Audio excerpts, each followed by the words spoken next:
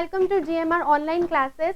Okay, तो last class में जैसे कि अपन एमसीक्यूज पढ़ते जा रहे हैं, आई होप आपको एमसीक्यूज बिल्कुल क्लियर होंगे किस तरीके से अपन ने एमसीक्यूज को कंसेप्ट वाइज क्या किया है बच्चों, सॉल्व किया है। तो if you like the classes please like, subscribe and share it. ठीक है, ओके। तो आज की क्लास में भी अपन क्या करेंगे, एमसीक्यूज को लेंगे और कैसे एमसीक्यूज हैं जो आपके अपकमिंग नर्सिंग ऑफिसर एग्जाम्स में आने वाले हैं। ठीक है, तो ध्यान दीजिएगा, कंसेप्ट पे ध्यान दीजिए। क्या बोल रही हूँ मैं, कंसेप्ट क्लियर है so you can easily solve any type of question. Okay, तो स्टार्ट करते हैं क्लास को।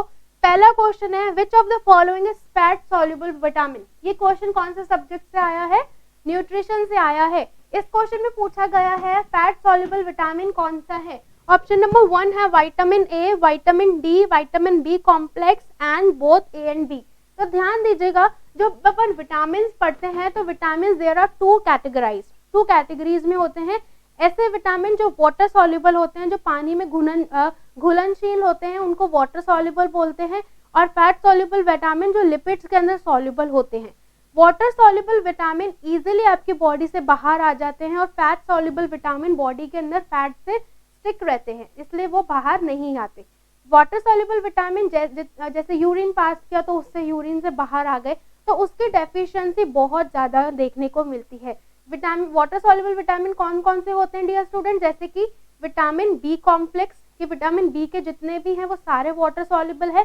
और विटामिन सी एस्कॉर्बिक एसिड, वो भी कैसा विटामिन है, वाटर सॉल्युबल विटामिन है, मतलब पानी में घुलनशील है। तो इनकी कमी ज्यादा देखने को मिलती है as compare to fat soluble vitamin. ठीक है, क्योंकि वाटर में मिल जाते हैं और वाटर में मिल गए तो यूरिन के थ्रू या फीकस के थ्रू बॉडी से बाहर आ जाते हैं।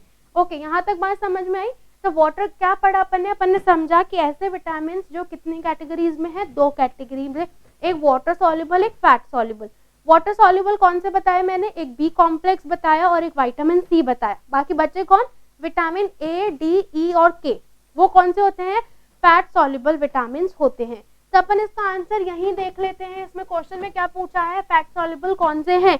तो फैट सॉल्युबल कौन से हैं, ये फैट सॉल्युबल है, ये फैट सॉल्युबल है, यस। ठीक है, vitamin B complex fat soluble vitamin नहीं है। तो राइट आंसर क्या होगा डियर स्टूडेंट्स इसका, the right answer is both A and B. ठीक, both A and B is the right answer of this question. अब अपन थोड़ा सा इसके बारे में, इसका जो फ्लो चार्ट है विटामिन का, वो देख लेते हैं, जिससे एग्जाम में जो भी क्वेश्चन आएंगे अपन वो क्या कर लेंगे, इजीली सॉल्व कर लेंगे। ओके, तो ध्यान दीजिएगा, जो विटामिन है वो कितने में बांटा, दो में। ऐसा जो फैट सॉल्युबल है, एक विटामिन जो कैसा है, फैट सॉल्युबल है। ठीक है, और दूसरे कैसे हैं, वाटर सॉल्युबल। ठीक है, दूसरे कैसे हैं, वाटर सॉल्युबल है। तो फैट सॉल्युबल कितने में बटे गए हैं, चार में, vitamin A, vitamin D, vitamin E और विटामिन के। ठीक, और जो वाटर सॉल्युबल है वो बी कॉम्प्लेक्स है और नॉन बी कॉम्प्लेक्स है।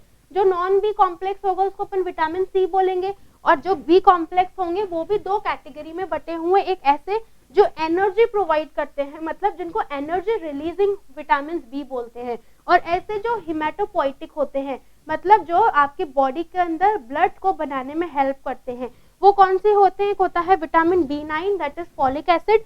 ठीक है, और एक होता है दैट इज आपका vitamin B12 that is साइनोकोबैलामिन।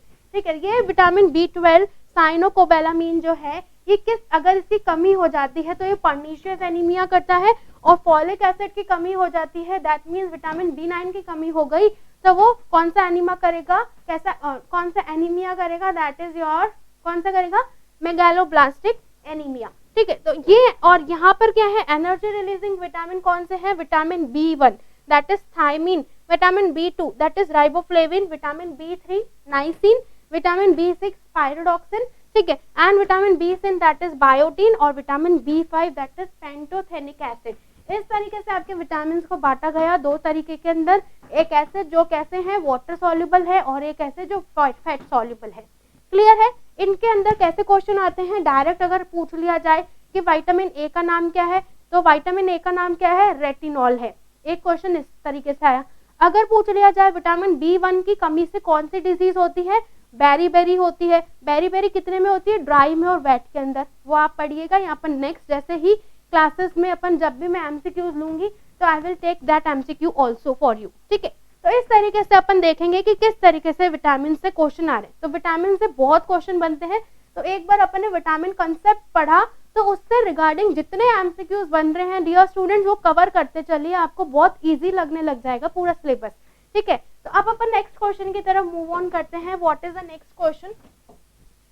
Next question है a nurse is caring for a post operative client. एक नर्स है वो किसकी केयर कर रही है? पोस्ट ऑपरेटिव, मतलब ऑपरेशन हुआ है किसी क्लाइंट का और वो पोस्ट ऑपरेटिव फेज के अंदर आया, उसके केयर कर रही है nurse who had general anaesthesia. और ऑपरेशन हुआ है तो जाहिर सी बात है कि क्लाइंट को क्या दिया गया होगा? एनेस्थीसिया दिया गया होगा। During surgery what independent nursing intervention में prevent an accumulation of secretion. देखो दो तरीके के नर्सिंग इंटरवेंशन होते हैं, एक इंडिपेंडेंट होता है, एक डिपेंडेंट होता है। इंडिपेंडेंट जो नर्स खुद अपने डिसीजन ले रही है वो providing effective care to the client, कि एक अच्छी केयर देने के लिए जो नर्स क्या कर रही है? इंडिपेंडेंट डिसीजन ले रही है। जस्ट एक एग्जांपल आपको दूं, मैं एक उदाहरण दूं तो उसका उदाहरण हो सकता है कि एक क्लाइंट आपके पास में एडमिट है बड़े ही लंबे समय से, तो आप डेली क्या करते हैं? डेली बैड मेकिंग करते हैं कि क्लाइंट को एक रिंकल फ्री बैड मिले। पहली चीज, उसमें आपको कोई आपका कोई फिजिशियन नहीं बोल के जाता कि आपको बैडिंग करनी है, ठीक है, आप खुद करते हो क्योंकि जो क्लाइंट है वो किससे बचा रहे?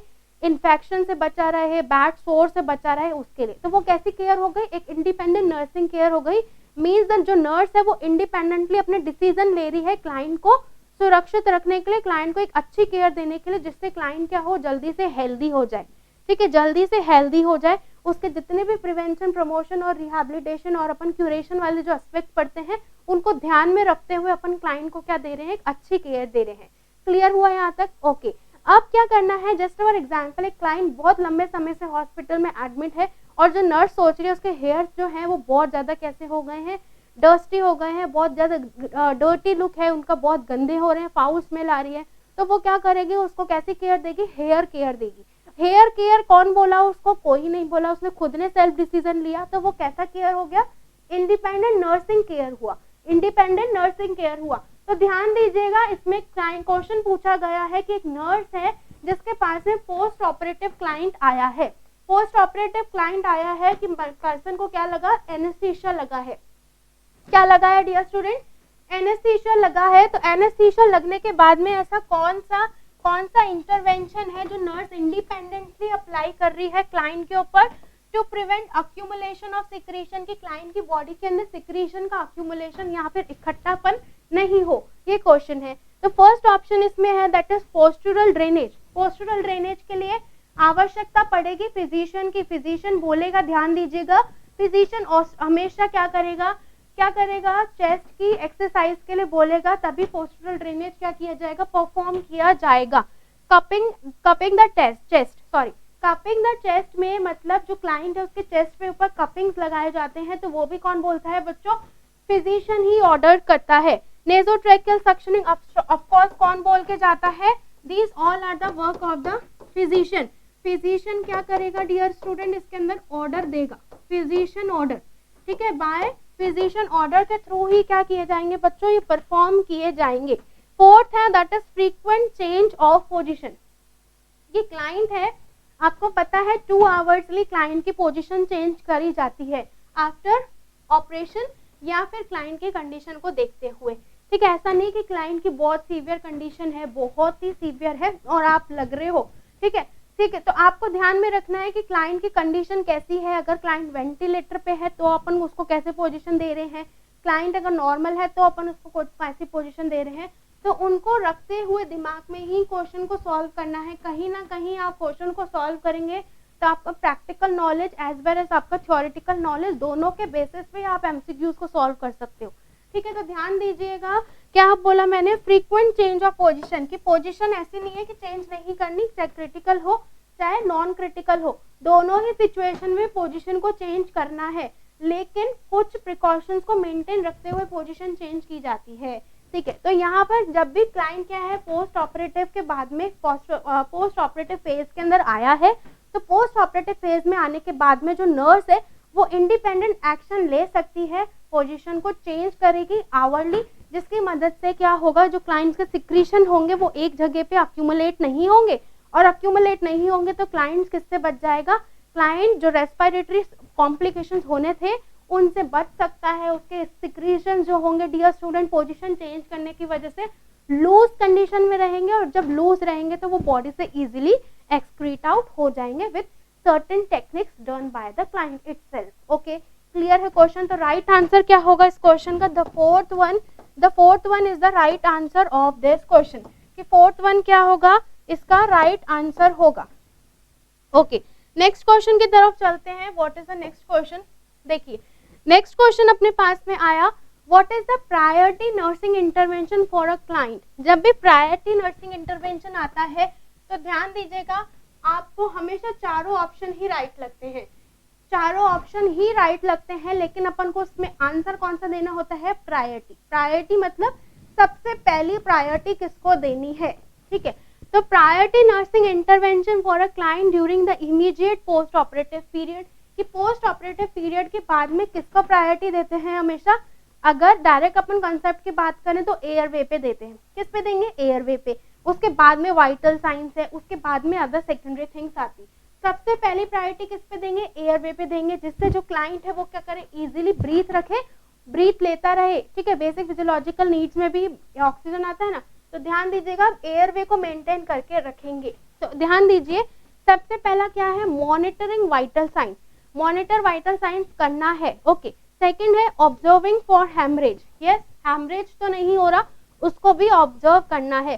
थर्ड है maintaining a patent airway, and fourth one that is recording for intake and output. कि ध्यान दीजिए इनटेक आउटपुट भी देखेंगे, इनटेक आउटपुट भी देखेंगे, वाइटल साइंस भी देखेंगे, हैमरेज के बारे में भी देखेंगे और एयरवे के बारे में भी देखेंगे, ठीक।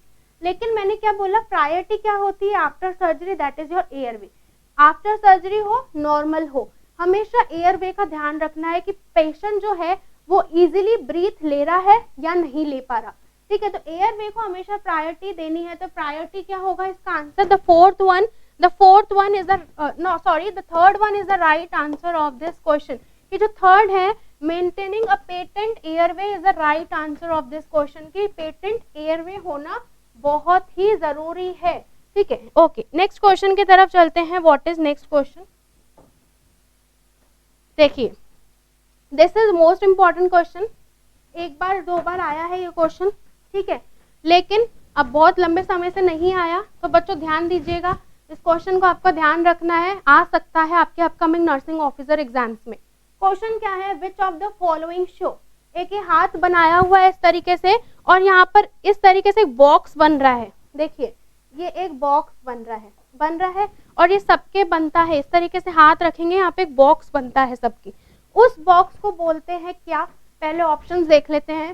सबसे पहला है snuff box, thumb angle, radial artery, cephalic vein.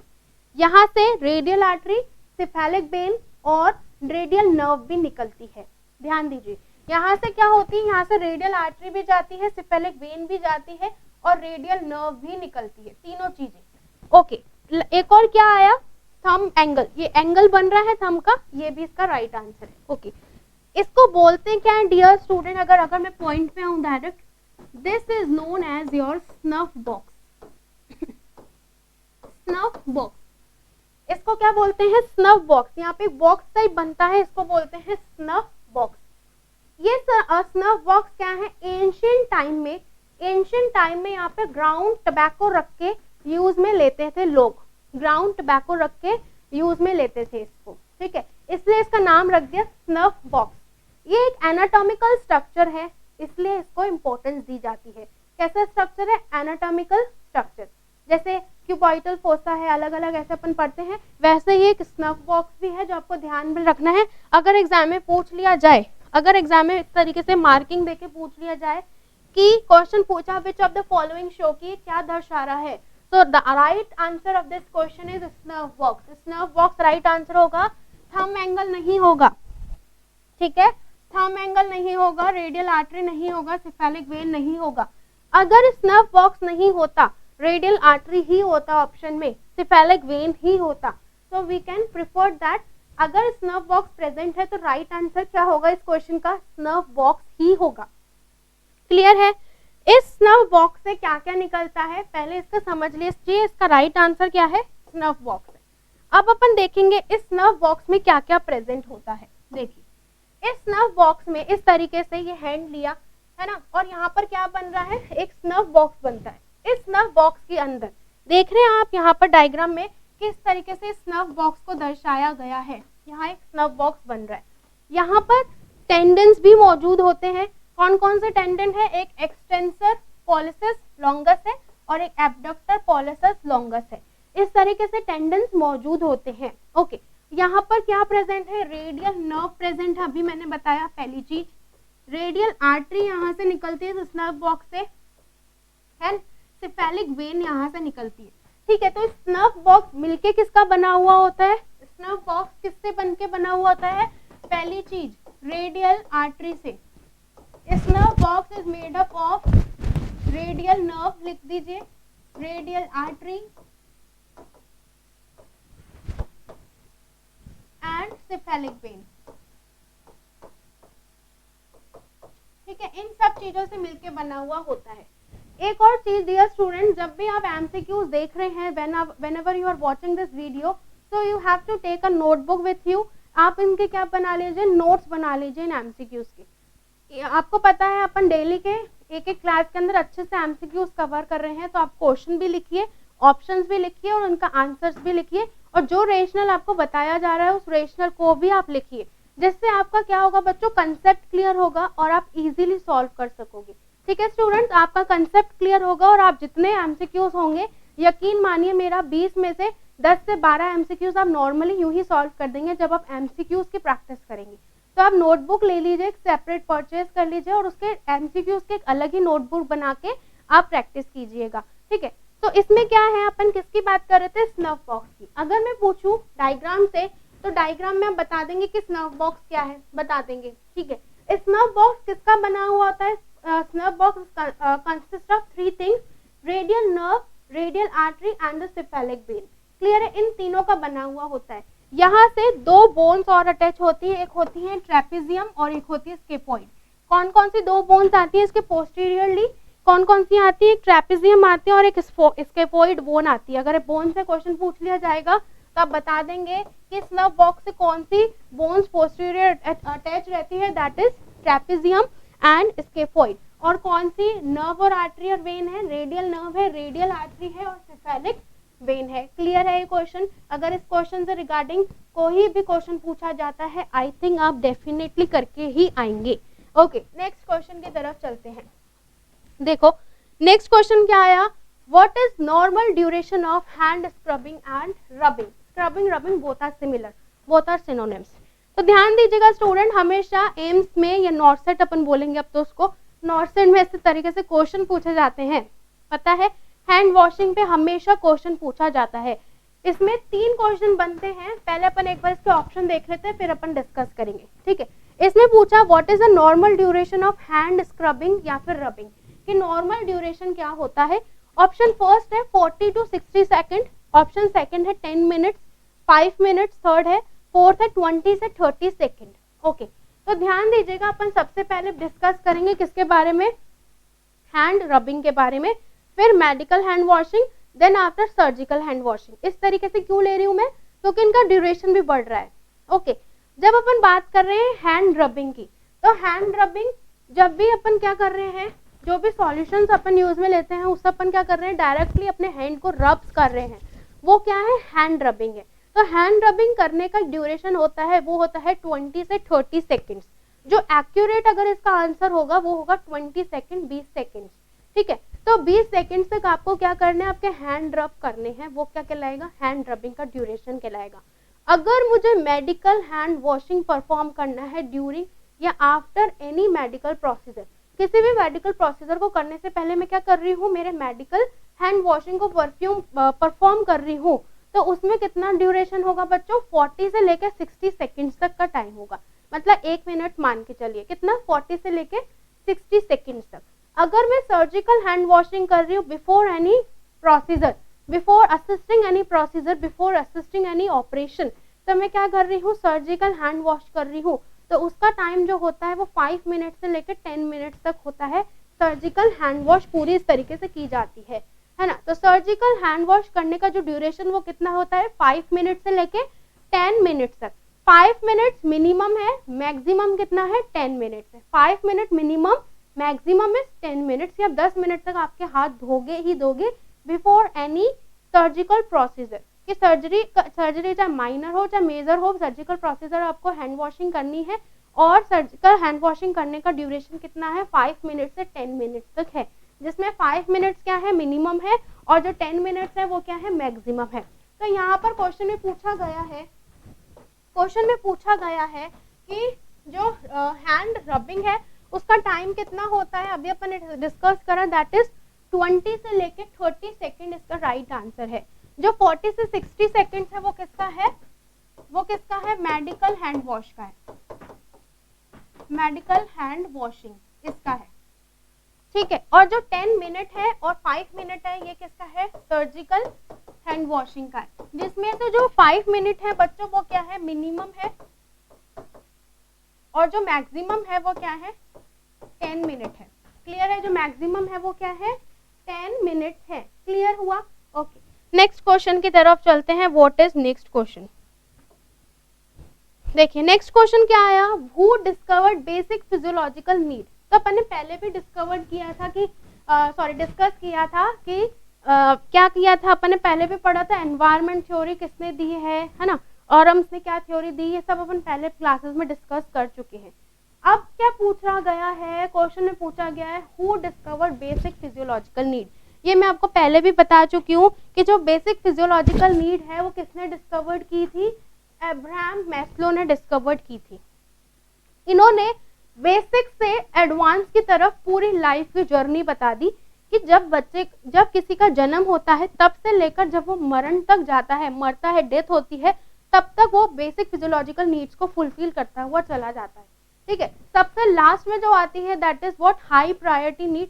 एक बेसिक पूछा जाता है, एक हाई प्रायोरिटी पूछा जाता है। तो हाई प्रायोरिटी है सेल्फ एक्चुअलाइजेशन, अपन अभी डिस्कस करेंगे। पूरा इसका पिरामिड इन्होंने डिस्कवर्ड किया था अब्राहम मैस्लो ने, जिसको किस नाम से जाना जाता है, बेसिक फिजियोलॉजिकल नीड के बारे में जाना जाता है, ठीक है। तो बेसिक फिजियोलॉजिकल नीड किसने बताई, अब्राहम मैस्लो ने बताई। क्लियर है क्वेश्चन क्लियर है। वर्जीनिया एंडरसन ने किसने क्या बताया था, ये अपन पहले डिस्कस कर चुके हैं। तो देखिए बेसिक फिजियोलॉजिकल जो नीड का ये पिरामिड है किसने दिया, अब्राहम मैस्लो ने दिया। किसने डिस्कवर्ड किया था, अब्राहम मैस्लो ने डिस्कवर्ड किया था। क्लियर है। इन अब्राहम मैस्लो ने ये जब पिरामिड बनाया तो इन्होंने कैसे कंसीडर किया है, फ्रॉम बॉटम से लेकर टॉप तक इन्होंने डिस्कवर्ड किया। सबसे पहले इन्होंने बताया कि जो बेसिक फिजियोलॉजिकल नीड है उनमें आपका रोटी, कपड़ा, मकान, ऑक्सीजन, सेक्स, ये सारी की सारी चीजें इसके अंदर आएंगी, जैसे कि फूड है, वाटर है, वार्मथ है, रेस्ट है, ये बेसिक नीड है। अगर इस क्वेश्चन से ही इस पिरामिड से ही बहुत सारे क्वेश्चन पूछते हैं, ठीक है। ये कैसे है, ये वाली कैसी होती है, लीस्ट प्रायोरिटी होती है, और ये कैसी होती है, मोस्ट प्रायोरिटी होती है, कि इसकी जरूरत पड़ सकती है, इसकी इतनी ज्यादा जरूरत नहीं पड़े तब भी चलेगा। तो ध्यान दीजिएगा ये बेसिक नीड्स है, इससे क्वेश्चन पूछा जाता है। जैसे अगर पूछा हुआ है कि ऑक्सीजन किसके अंदर आएगा, तो ऑक्सीजन फिजियोलॉजिकल नीड के अंदर आएगा ऑक्सीजन। फूड किसके अंदर आएगा, फिजियोलॉजिकल नीड के अंदर आएगा, ठीक है। लेकिन शेल्टर किसके अंदर आएगा, सेफ्टी नीड्स के अंदर आएगा। क्यों, क्योंकि इसके अंदर पर्सन को क्या चाहिए, सिक्योरिटी चाहिए। तो ध्यान दीजिएगा जो रोटी, कपड़ा, मकान है, जिसमें से रोटी और कपड़ा किसके अंदर आएगा डियर स्टूडेंट्स, फिजियोलॉजिकल नीड्स में आएगा, और जो मकान है वो सेफ्टी नीड्स के अंदर आएगा। इस तरीके से अपन इसको समझते हुए चलेंगे। तो सबसे पहले फिजियोलॉजिकल जो नीड्स है उसके अंदर क्या है, फूड है, वाटर है, रेस्ट है, ऑक्सीजन है, इस तरीके से। फिर इन्होंने सबसे पहला फर्स्ट तो ये बताया, सेकंड इन्होंने बताया सेफ्टी नीड्स के बारे में। सेफ्टी नीड्स के अंदर सिक्योरिटी है, जैसे कि जो क्लाइंट है, जो पर्सन है, जो नॉर्मल पर्सन है, वो अपने क्या देखता है, फिजियोलॉजिकल नीड्स को फुलफिल करने के बाद में सेफ्टी और सिक्योरिटी देखता है, सेफ्टी एंड सिक्योरिटी पे ध्यान देता है। तो सेफ्टी और सिक्योरिटी किसमें आएगी, किसके अंदर आएगी, सेफ्टी नीड्स के अंदर आएंगे, जो कैसी लेवल है, सेकंड स्टेज है किसकी, बेसिक फिजियोलॉजिकल नीड की है, अब्राहम मैस्लो के पिरामिड की। ओके, थर्ड है that is belongingness and love needs, मतलब इसके अंदर क्लाइंट को कोई ना कोई इंटीमेट रिलेशनशिप चाहिए होता है, जिससे वो अपना इमोशनल या फिर फीलिंग्स को स्टेबल रख सके। ओके, फोर्थ है that is self esteem needs. ठीक है, इसमें क्लाइंट्स किसकी फीलिंग रखता है, प्रेस्टीज की और फीलिंग ऑफ अकम्पलिशमेंट की। नेक्स्ट है दैट इज सेल्फ एक्चुअलाइजेशन, कि वो अपने आप को देखता है कि उसने अपनी लाइफ के अंदर किस तरीके से अपने आप को, अपने गोल्स को पूरे करे हैं या नहीं करे हैं, क्या वो सेल्फ एक्चुअलाइज्ड है, क्या वो अपनी लाइफ से सहमत है या नहीं है, वो किसके अंदर देखेगा, सेल्फ एक्चुअलाइजेशन के अंदर देखेगा। ठीक है, तो इस तरीके से क्या दिया गया है, अब्राहम मास्लो ने एक पिरामिड दिया और इस तरीके से उन्होंने इसको एक्सप्लेन किया है। ठीक है, नेक्स्ट क्वेश्चन पे चलते हैं। देखो नेक्स्ट क्वेश्चन क्या है, अ क्लाइंट इज रिसीविंग, के क्लाइंट है जो क्या रिसीव कर रहा है, कीमोथेरेपी। कीमोथेरेपी किसमें दी जाती है, कैंसर के पेशेंट्स के अंदर दी जाती है chemotherapy. Ask the nurse why an antibiotic was also prescribed bye physician, कि एंटीबायोटिक्स क्यों प्रिस्क्राइब की जा रही है फिजिशियन के थ्रू।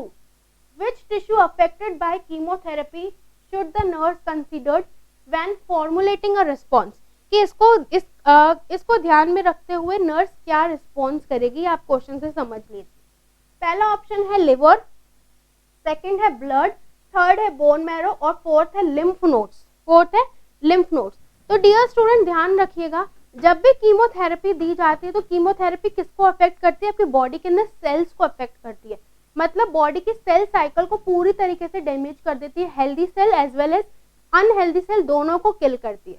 ठीक है, तो जिसकी वजह से बॉडी का पूरा जो सिस्टम है वो गड़बड़ा जाता है। तो इसमें इसमें क्या एंटीबायोटिक दी जा रही है क्लाइंट को। तो एंटीबायोटिक जब दी जाती है ड्यूरिंग कीमोथेरेपी क्या करती है डियर स्टूडेंट्स, कैंसर सेल्स को डिस्ट्रॉय करती है। तो कैंसर सेल्स को डिस्ट्रॉय करती है, साथ साथ में हेल्दी सेल्स को भी डिस्ट्रॉय करती है। तो हेल्दी सेल्स को बचाने के लिए जो डॉक्टर है, जो फिजिशियन है, वो क्या करता है, इंजेक्शंस देता है क्लाइंट्स को। ठीक है, कि जिससे उसके हेल्दी सेल्स बचे रहे, सिर्फ और सिर्फ कैंसर सेल्स ही क्या हो, डिस्ट्रॉय हो। इसलिए कीमोथेरेपी के साथ साथ में सेकेंडरी इंजेक्शंस भी दिए जाते हैं। ओके, तो इसमें क्या कर रहा है फिजिशियन, एंटीबायोटिक दे रहा है। एंटीबायोटिक दे रहा है मतलब क्या हुआ, एंटीबायोटिक दे रहा है मतलब क्या हुआ कि क्लाइंट के अंदर क्या ना हो, क्या कहा, क्लाइंट के अंदर क्या ना हो, इन्फेक्शन नहीं हो। ओके, इन्फेक्शन नहीं हो तो क्या दिए जा रहे हैं, एंटीबायोटिक्स दिए जा रहे हैं। तो एंटीबायोटिक्स देने की वजह से क्या हो, क्यों दिए जा रहे हैं कि क्लाइंट की जो इम्यूनिटी है वो क्या हो गई है, बिल्कुल वीक हो गई है। क्लाइंट्स की जो इम्यूनिटी है वो बिल्कुल वीक हो गई है। ठीक है, तो क्लाइंट्स किसके ससेप्टेबल रहेगा, बहुत ज्यादा इन्फेक्शन के ससेप्टेबल रहेगा, कि client is more susceptible to infection, जिससे क्या होगा, उसका जो इम्यून सिस्टम है, ध्यान दीजिएगा, जो कीमोथेरेपी क्या कर देगी, उसके इम्यून सिस्टम को क्या कर देगी, सप्रेस कर देगी। सप्रेस कौन हो रहा है, इम्यून सिस्टम सप्रेस हो रहा है, इम्यून सिस्टम सप्रेस हो रहा है। तो इम्यून सिस्टम सप्रेस हो रहा है, इसलिए क्या दिए जा रही है, इसलिए क्या दी जा रही है, एंटीबायोटिक्स दी जा रही है। क्या दी जा रही है, एंटीबायोटिक्स दी जा रही है। तो लिवर काम करेगा क्या इसके अंदर, नहीं। ब्लड करेगा क्या, नो। बोन मैरो करेगी, नो। कौन करेगा, लिम्फ नोड्स करेंगे क्या, नो। तो ध्यान दीजिए, क्या करेगी, बोन मैरो करेगी। क्यों, बोन मैरो की मदद से ही सेल्स बनते हैं आपके। ठीक है, कौन कौन से, जैसे ल्यूकोसाइट्स है, टारगेट ल्यूकोसाइट्स, कि बॉडी के अंदर जो WBC है वो क्या हो जाएंगे, इसके अंदर क्या हो जाएंगे, कम हो जाएंगे। तो जो बोन मैरो है क्या हो रही है, वो बिल्कुल सप्रेस हो रही है, RBC का या फिर WBC का क्या नहीं कर पाएगी, फॉर्मेशन नहीं कर पाएगी। तो जब WBC की मात्रा कम हो जाएगी, क्या होगी, WBC की जब मात्रा कम होगी तो क्या होगा कि क्लाइंट किससे नहीं लड़ पाएगा, इन्फेक्शन से नहीं लड़ पाएगा। किससे, इन्फेक्शन से फाइट नहीं कर पाएगी उसकी बॉडी, WBC कम हो गए। तो जब WBC कम हो जाएंगे तो क्लाइंट किसके प्रोन हो जाएगा, इन्फेक्शन के प्रोन हो जाएगा। तो इसलिए उसको क्या दी जाएंगी, एंटीबायोटिक्स दी जाएंगी, एंटीबायोटिक्स दी जाएंगी, जिससे क्या हो कि नर्स क्या ध्यान में रखेगी कि क्लाइंट का क्या बिगड़ा है, बोन मैरो सप्रेस हुई है, इसलिए क्लाइंट को क्या दी जा रही है, एंटीबायोटिक्स दी जा रही है। क्यों, क्योंकि क्लाइंट का जो बॉडी का रिस्पॉन्स है वो क्या हो जाएगा, कम हो जाएगा। Due to chemotherapy white blood cells भी क्या हो जाएंगे, कम हो जाएंगे। क्योंकि ध्यान दीजिएगा कि जो कीमोथेरेपी है वो अनहेल्दी सेल्स के साथ साथ में हेल्दी सेल्स को भी डिस्टर्ब करती है।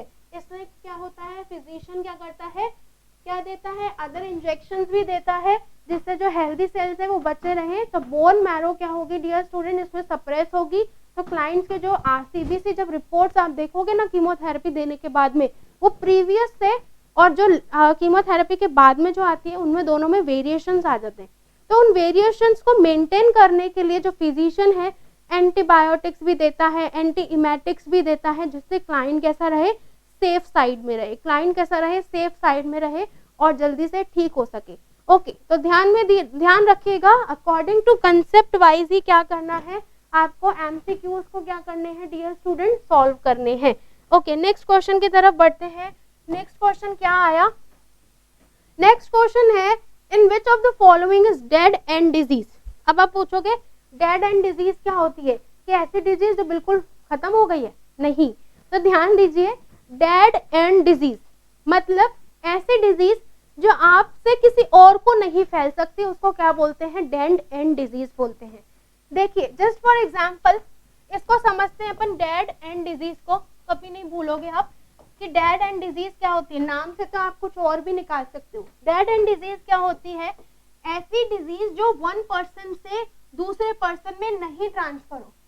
ठीक है, अगर मैं यहाँ लिखूं दो डिजीज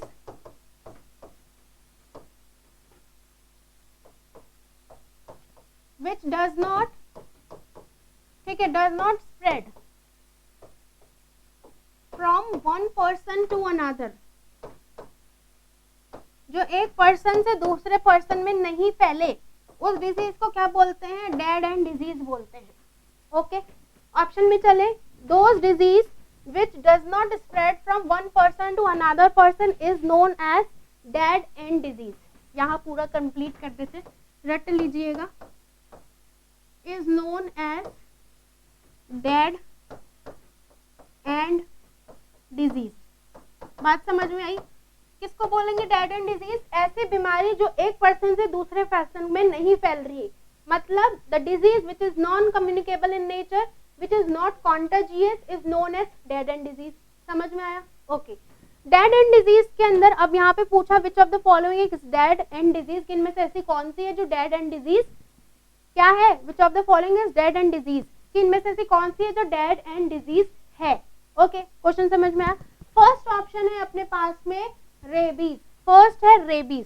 रेबीज किससे होता है, लाइजा वायरस से होता है, एनिमल से ह्यूमंस के अंदर होता है, एनिमल से ह्यूमंस के अंदर होता है।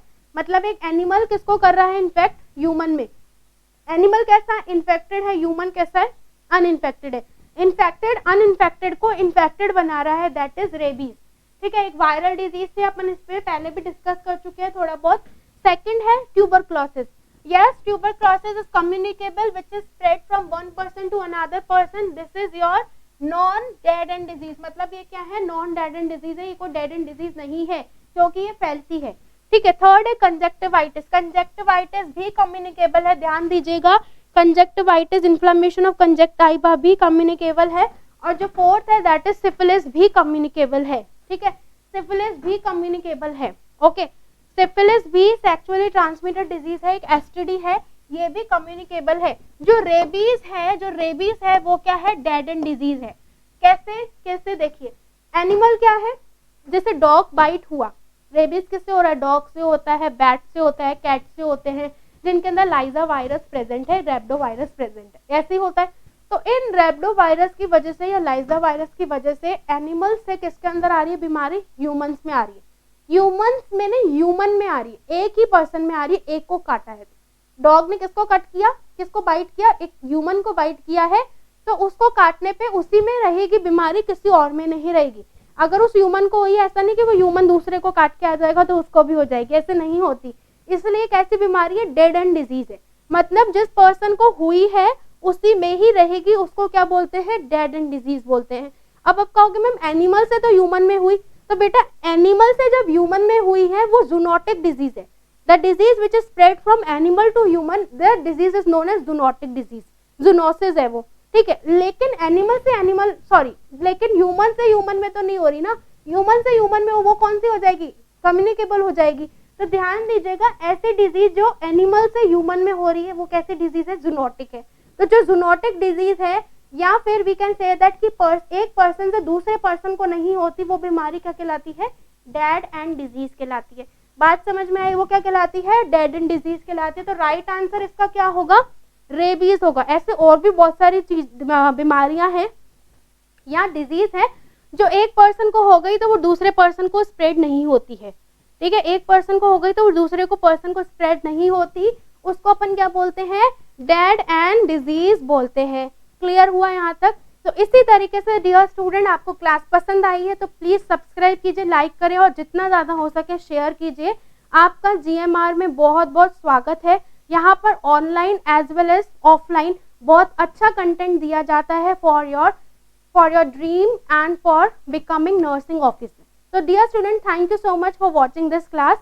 I hope you like the class. Okay, thank you so much.